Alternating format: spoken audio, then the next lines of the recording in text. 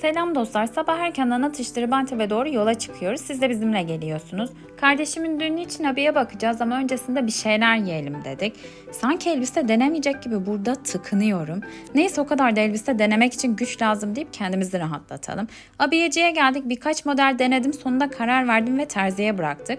Yorgunluk kahvemizi içtikten sonra tatlı bir şeyler yedik ve eve döndük. Bu elbiseyi almaya gidiyoruz. Akşama Yaşar konseri varmış, gidelim dedik. Öncesinde yine bir şeyler yiyoruz. Allah affetsin, bir günde aldığım kilodan elbisem olmadı. İnşallah düğüne kadar başarabilirim. Neyse artık konser başladı. Burada sizi konserle baş başa bırakıyorum. İyi seyirler, hoşçakalın.